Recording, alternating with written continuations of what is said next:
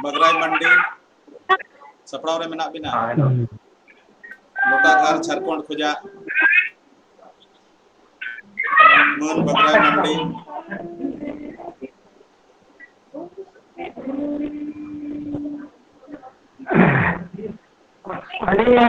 nyutum do huyuk kena Bagrai Mandi atu do Lotaghar Jharkhand regi kenalin adi sarhaw ado liya ge alnya lay do यहाँ कोरेन bowling ना कई इनके काली पे napai ge बहुत कटी ये तो गाठे ज्ञान तो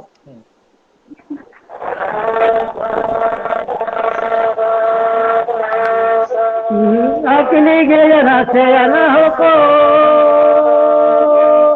ना पा गए ना हो को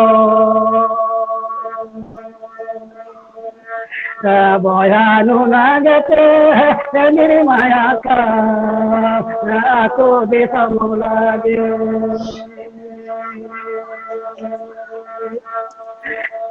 बोयानु नागते है मेरी माया का तो बेसमुलागे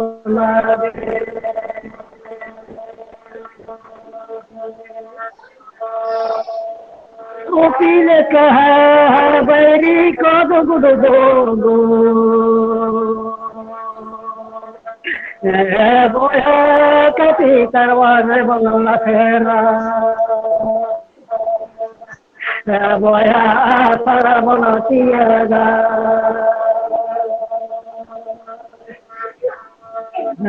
बोया सिंगू के जवाबो बोया जी चला रहे हो बोया माया नली जी गोदर हो बोया बैरी बनो धर्मा को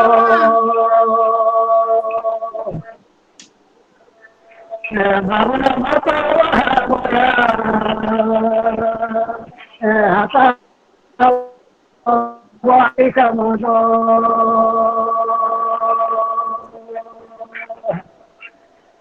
भावना बातो बोया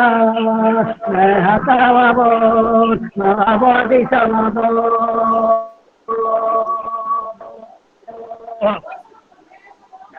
मुझे कालिंग भगवान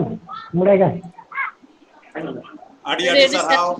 adi napai daman serenya ajomat buna nui duna huyuk kanai Tamanna Mandi Gorom Baba Juit Munga adi napai serenya ajomat buna ali pasar se khoya adi sarhaw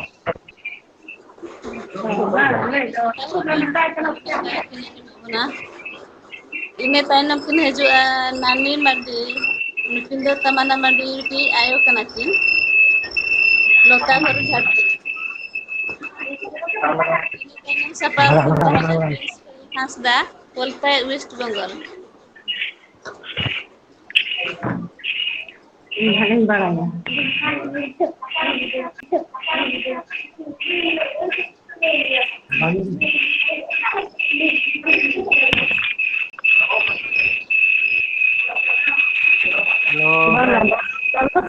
अपन पंखा बंद पे पंखा बंद हो गया पंखा बंद हो गया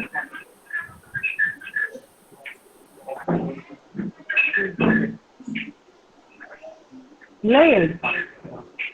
inya nyutum do iya Nani Mandi atu Lotaghar serening langre serening aja mabon pantaran adi napai adi sampiri ma adi sampi atu tale da bada bangki atu tale bada bangki masatara tale kisi kupuri Ekini dabana kami buyani dabana pa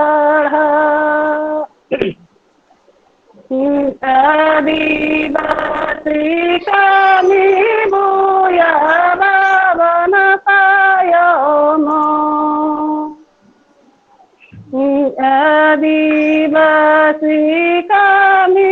buya babana ayama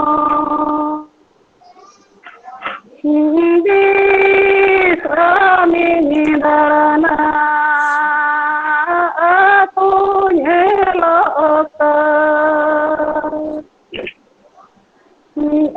adivasi aku disom adina cara adivasi aku disom adina cara buru menyedek gedohara menyedek gedo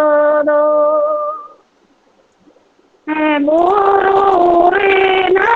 sagana sakamari lamala buru rina sagana sakamari lamala adivasi samajata bon adiri lamala adivasi samajata bon adiri lamala node ngicet kita bun boy hapo अरे सरहाव आयो लगना है सरे इन पर prince भगवानदा sir ina pare तिले सड़े अपना ina san इन ताइनम गौरी हेम्ब्रम आर आल्हा हेम्ब्रम जामशेदपुर झारखंड मिटे नहीं है कि था सपावरा ताहन दिन हा मा अब तो प्रिंस फगुन Ape, adi sarhaw, nukin bawa ayo hor tikin, nawataras kerar gauta re sereng bahakin tiat bona, adi gorob bujhawena, ar tehen jaha pun join nakapala nukin ge joto kon boyos ko hor do, to nawataras kerar gauta adi bhagyo bane bujhawa, joto kon huding babu bitti ko hoko seled akana আর যতক্ষণ বয়স্ক হল তেহেন নোয়া আখড়া রেকো সেলেদ আকানা আডি রস্কা বুঝাগ কানা আর আপে কো আডি সারহাও তো ইনা ইদি কাতে নাসেনা meet কথা লিং উইহার গট কেয়া মিট অনর লেকান কথা দা জাপুদ দিন দা এ জড়ি অজর ঝবর দা জাপুদ দিন দা এ জড়ি অজর ঝবর গাডা মুডু দা লালে চাপে আর লসট হর ডাহা ওতে আঞ্জমক কান সেরেñ তুমদা তামাক সাড়ে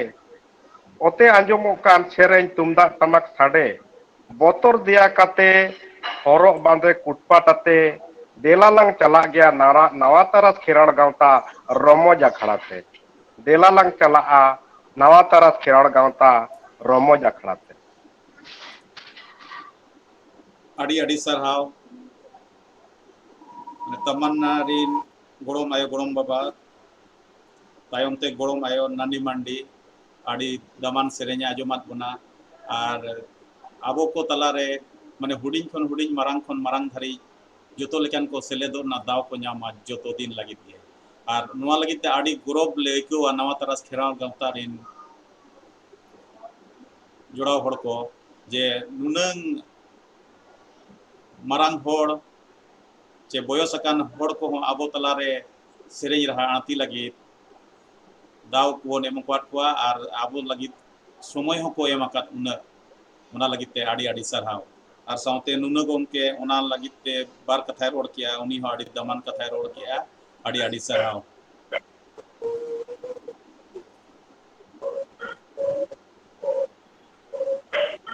Johar ke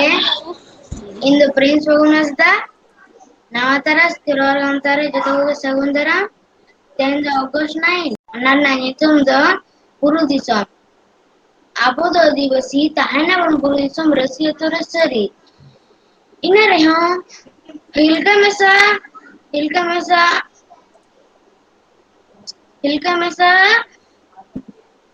meta bona ko jongli jati nuku ge diku kusi ina rehon disum dalan bajar nagar khot buru jharna rege kusi buru disum rege sari झरना रहा नीला हवा नीलो दाड़े नड़ी बहा इंदो बुरिदिसम कोड़ा सिविल मशीन रोड़ा इंगे दोसरा कोड़ा जोहर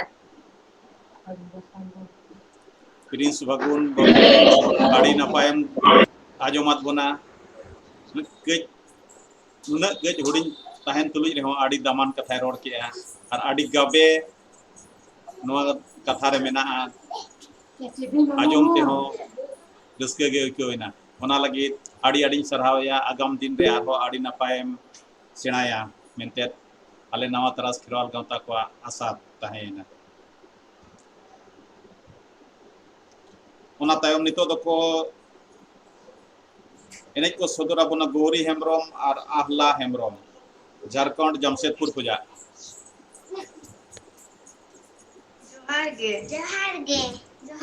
जोहार गे अलिंग दो जमशेदपुर झारखंड को गौरी हेमब्रम लिंग मैंने आप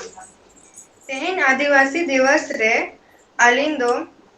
जोतो होर समांग रे एने बो सदर आपे कना एवा मोन तिना लाइट जुलता ना लाइट जुल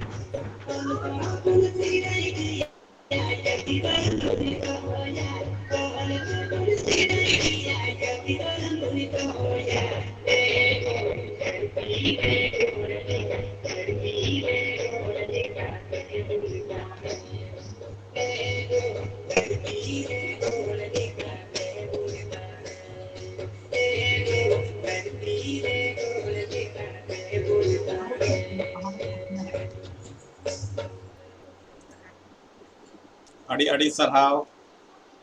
एनेज गदेल को आबो को तलारे आड़ी नपाय एनेज सेरेंज को आजोमात बना माने आबो समाज ना रीत लिखाते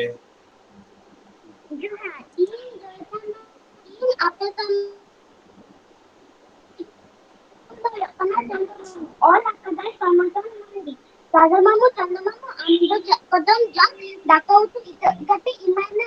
sama. Ale tadi lagi dia, pisin pisin dia, tunggu ale na tari apa ya, ona jele jam kya, ninda bera amen dakap, utul.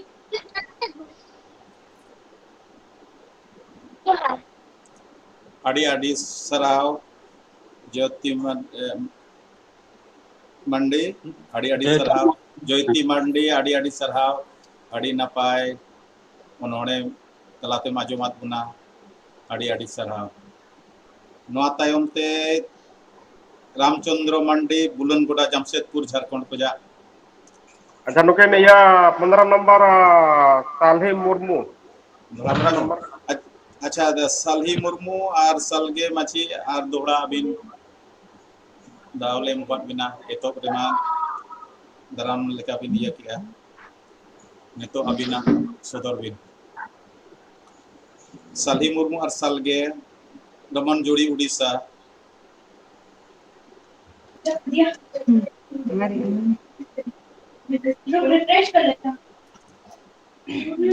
जोहार गे आद दोहरा दाव एम लगन जोहार जोहार नवा तरस कमिटी को सारा जोहार nyelo kana anjamok kana to आजमो कना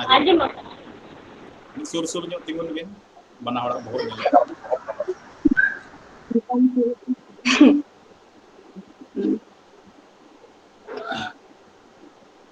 Niga angga sale si chandoy rakame nida agama sale si chandoy rakabe etomokone sa mga pache di somarasale etomokone sa mga pache di somarasale hoy gichoy serenya situng gichoy landaya hoy gichoy serenya situng gichoy landaya budanai darege choy lubuke ne Chene piru, jinti pipiri ko telaru Chene piru, jinti pipiri ko telaru Eho admi kherwal ko dese divane beno Eho admi kherwal ko dese divane beno Salobo ko jati sauta devan jiyaruwa Salobo ko jati sauta devan jiyaruwa Salobo ko jati sauta devan jiyaruwa Nurhanin muncul ya. Adi nafai kan sering ani bagana dusre. adi sarhaw adi raski ni ko kila inwa atu disom re tahe akan leka langre sereng nunang napai bazar tala re nungka nyajam got ya atu disom setera kan leka adi sarhaw noa lagi te dohla nunang napai akin ajomat bona arho agam din re nungka ge sapraw tahen bin nawa taras khirwal gaunta abin khoj bin gya आज तहेना अबिन ठेन ᱟᱹᱰᱤ ᱥᱟᱨᱦᱟᱣ ᱱᱩᱠᱤᱱ ᱫᱚ ᱫᱟᱹᱭ ᱦᱚᱲ ᱛᱤᱠᱤᱱ ᱢᱟᱱᱮ ᱟᱹᱞᱤᱧ ᱨᱮᱱ ᱜᱷᱟᱨᱚᱸᱡᱽ ᱨᱟᱹᱱᱤ ᱛᱤᱱ ᱱᱤᱡᱚᱨ ᱫᱟᱹᱭ ᱠᱤᱱ ᱦᱩᱭᱩᱜᱼᱟ ᱛᱚ ᱟᱹᱰᱤ ᱨᱟᱹᱥᱠᱟᱹ ᱞᱤᱧ ᱵᱩᱡᱷᱟᱹᱣᱮᱫᱼᱟ ᱟᱨ ᱱᱚᱜᱼᱚᱭ ᱠᱤᱱ ᱡᱚᱲᱟᱣᱮᱱᱟ ᱛᱚ ᱡᱚᱲᱟᱣ ᱠᱟᱛᱮ ᱢᱤᱫᱴᱟᱝ ᱠᱟᱛᱷᱟ ᱟᱹᱞᱤᱧ ᱦᱚᱸᱞᱤᱧ ᱩᱭᱦᱟᱹᱨ ᱜᱚᱫ ᱠᱮᱜᱼᱟ ᱚᱱᱚᱬᱦᱮ ᱞᱮᱠᱟᱛᱮ ᱱᱟᱥᱮᱱᱟᱜ ᱞᱤᱧ ᱟᱸᱡᱚᱢ ᱧᱚᱜ ᱥᱟᱹᱨᱤ ᱧᱚᱜ ᱠᱮᱜᱼᱟ ᱡᱤᱣᱤᱫ ᱡᱤᱵᱚᱱ ᱨᱮ ᱠᱟᱹᱢᱤ ᱦᱚᱨᱟ ᱫᱚ ᱛᱟᱵᱚ ᱛᱤᱥ ᱦᱚᱸ ᱵᱟᱭ ᱪᱟᱵᱟ ᱡᱤᱣᱤᱫ ᱡᱤᱵᱚᱱ ᱨᱮ ᱠᱟᱹᱢᱤ ᱦᱚᱨᱟ ᱫᱚ ᱛᱟᱵᱚ ᱛᱤᱥ ᱦᱚᱸ ᱵᱟᱭ ᱪᱟᱵᱟ ᱟᱫᱚ ᱮᱱᱮᱡ ᱠᱚᱞᱥᱟ ᱯᱟᱹᱨᱠᱟᱹᱣ ᱡᱟᱸᱜᱟ ᱮᱱᱮᱡ ᱠᱚᱞᱥᱟ ᱯᱟᱹᱨᱠᱟᱹᱣ ᱡᱟᱸᱜᱟ ᱥᱮᱨᱮᱧ ᱯᱟᱹᱨᱠᱟᱹᱣ ᱢᱚᱪᱟ ᱟᱠᱷᱲᱟ ᱨᱮ ᱱᱟᱥᱮ ᱚᱠᱛᱚᱧ ᱧᱟᱢ ᱨᱮ ᱢᱚᱱᱮ ᱛᱤᱧᱮ ᱯᱟᱥᱠᱟᱭ ᱦᱟᱯᱮᱧ ᱥᱮᱞᱮᱫ ᱞᱮᱱᱜᱮ ᱛᱮᱦᱮᱧᱟᱜ ᱠᱟᱹᱢᱤ ᱱᱤᱛᱜᱤᱧ ᱫᱮᱠᱷᱟᱣ ᱨᱮᱜᱮ ᱦᱟᱯᱮᱧ ᱥᱮᱞᱮᱫ ᱞᱮᱱᱜᱮ ᱛᱮᱦᱮᱧᱟᱜ ᱠᱟᱹᱢᱤ ᱫᱚ ᱱᱤᱛᱤᱧ ᱫᱮᱠᱷᱟᱣ ᱨᱮᱜᱮ ᱢᱟ ᱛᱚᱵᱮ adi sarhaw nunang gomke adi daman katam ajomat bona adi sarhaw noa tayom Ramchandra मंडी बुलनगोड़ा जमशेदपुर झारखंड खोजा नुई दो सेरें सिकरिया और सावता आरिचली कमी लगित गठन लगित मेनाया रामचंद्र मंडी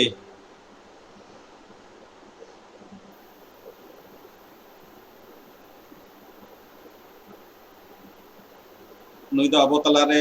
आड़ी दमान जामकना बेसरा गमके अर्जुन बेसरा गमके हां मेन बिन इन परे जेमन इन परे अकय को सापराम का लई दिया को बिन और तापरे मोटामुटी जहां स्पीच को दो मोटामुटी खाटो पांच माछाते कोनका को लईमा मिनिमम 5-7 मिनट माने चदा से 9टा बजे तबना और नेट को चाबा कान तबना दिसम को जहां में को तबना बकन टाइम बिदला रो बकन चेन हबंग तबना बकन अच्छा ठीक है हां अच्छा रामचंद्र मंडी मसे सदरो बिन नवा तरस खेला गांव का आदिवासी मानत महारे इन पास्टा सेते सानाम कोगे सगुन जोहार। जोहार सगुन। इन दो रामचंद्र मार्डी अतु दो बुलनगोड़ा सारजम दा जापा जमशेदपुर खन तेहें अड़ी अड़ी सराव लिन चालबिन कना नवा तरास खेरवाड़ गांवता रिन सानाम हड़ को जे तेहें संगिन दिसोम खन तेहें मिद उमुल रे आबो बोन नेपेल न्यापाम आर तेहें बोन गपाल मारा मिदुक कना तेहेंया सगुन दिन रे जेते ओड़ा कथा को बोन आजम किया ते अड़ी इसका बुझावेना। दोसर कथा हुई कना तेहें जहां इथो सोरेन हो अड़ी जोर लिन सराव लिन चलाया जे अड़ी ठौका सही यूएनओ पास्टा कोन जहां अबो लगित ते नवा विश्व आदिवासी दिवस इदी कतेन जहां को कुरुमुटु ले तहे कना तेहें ओना इदी कतेन तेहें अबो बोन नेपेल न्यापाम रोपड़ कना। दोसर कथा हुई कना अबो आदिवासी तेहें बोन मनावेआ विश्व आदिवासी दिवस मेनखान यूएनए पास्टा खन जहां तिना के अबो दाड़े बो नामका चेत नुना सेरमा हुई कतेन ओना जिनिस अबो तलारे लागू हुई कना ओना विचार रेजा लगती कना। दोसर दो हुई कना अबो जेते होड़ अतु दिसम खन बाहरे बन हेज कना आर अबो मूड बुको तोपा जनाम दिसम दो अतु रेगे इनखान अतु मांग दो केटेजो दरकारो कना आर अबो जहां तिना के पारंपरिक व्यवस्था तबन मेना ओना ओका लेका तबन केटेजा नितो अबो अतु दिसम रे पलायन जहां बोन मेनेया अड़ी जोर अतु दिसम बगी कतेन बोन नीर कना इनखान अबो ओत हसा हो पुड़िया के तहन कना ओना इदी कतेन ओना नेलते दिकु को से बैरी को नितो दो ओना अबो ओत हसा को नजरेया इनखान लगती कना नितो दो रोजगार जहां बोन नामया इनखान अबो चसी कना बोन सेदाय कोन अबोरन हपड़ाम को चास बास कतेन को अगुले तहे कना ओना ओत हसा जायगा रे इनखान नितो जहां गे नवा जहां टेक्नोलॉजी मेना ओना आधार ते अबो ओत हसा रे ओका लेकाते चास बास कतेन अबो जीविका रेजा से धन रेजा अर्जा ओका लेकाते बोन कुरुमुटुया ओना हो अड़ी मारंग विचार नंग लगती कना। दोसर हुई कना जे अबो सनाम जहां तिना गे नाला दिसम बोन हेज कना अबो हो मिटी कुरुमुटु दरकार कना जे अतु रे चेत जिनिस नितो बाय गानोक कना इनखान उनको अबो हर दिशा बोन लैया कोआ चिकाते अतु दिसम रे ताहे कतेन दो जिते हर बोन बड़ाय गया अड़ी किछु बाय बड़ायोआ आर अबो दो बाहरे रे मेना बोन खान अड़ी गान कथा को बोन बड़ाय नामेआ जे दिकु तलारे अबो को चितान रे ओका लेकान षड्यंत्र चला कना अबो को लगित ते इनखान नोवा को अबो अतु दिसम रिन होड़ को बड़ाय होचो लगती कना। अदो तेहें दोहड़ाते अड़ी अड़ी सारावलिन चाल पे कना नवा तरस गांवता जे तेहें अबो बोन कपाल मारा मिदो कना अदो जहां हानि गोंके बिन मेनके लेका नितो जेते होड़ा गे समय तबन अड़ी ऑक्तो गे हुईना अदो ओना तेगे खाटो माछा तेगे ना अलिया कथा को दोलिन नंका धरा गलिन मुचत किया अदो नोडे के रसालिन अड़ती तरया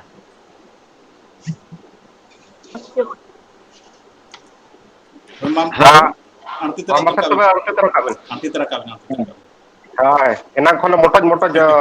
तगिता रे मेना ले को तले रोड तुरत कना ठीक गया अब ना मा अड़ी दिन खन नितो लॉकडाउन इदी कतेन ओड़ा करे के ना नासे नासे सेरेंज बड़ा हियो कना बाहरे को माना बांग चला बड़ा हकन गया जानी धरती देशम तालारे मेना बोना मन में हो पो धरती देशम तालारे मेना बोना मन में हो पन देश देलाती गुण पे धरती धूड़ी लगी देसे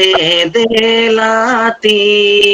गुण पे धरती धूड़ी लगी बैरी को हिजुkan धामल धूमुल कमसा कमसी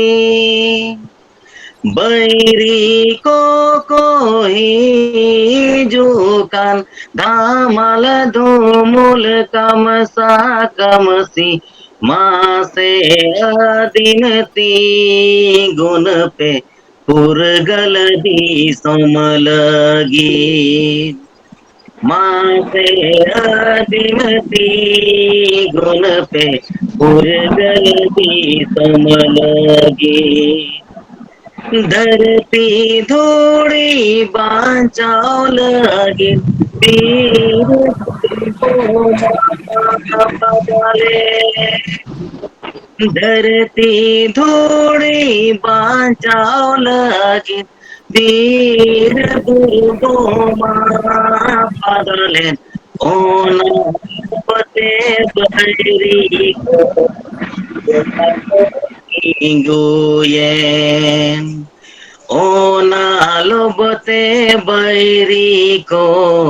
गोटा को गुयेन देसे आदिम आमदो तिगुन में आसारक पीतर वाड़े आते देसे आदिम आमदो तिगुन में आसारक पीतर वाड़े आते धरती धूड़ी बाँचाओ लगी दिसम पुरगल में धरती धूड़ी बाँचाओ लगी दिसम पुरगल में धरती धूड़ी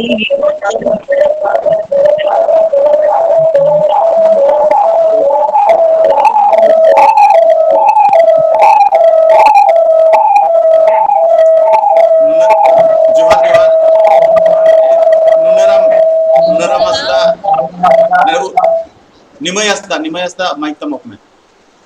आड़ी नपाय रामचंद्र मांडी आड़ी नपाय गलोच में आजमात बना और साउते रसा होय आड़तियात बना मने जीवी आड़ी रस्के इकोइना रावाल गे हड़मा को इकोइन लेका आड़ी आड़ी लिंग सरहावया ओना लगिते आगाम दिन रे आरो नुका गे आले आस तहेना अबिना रसा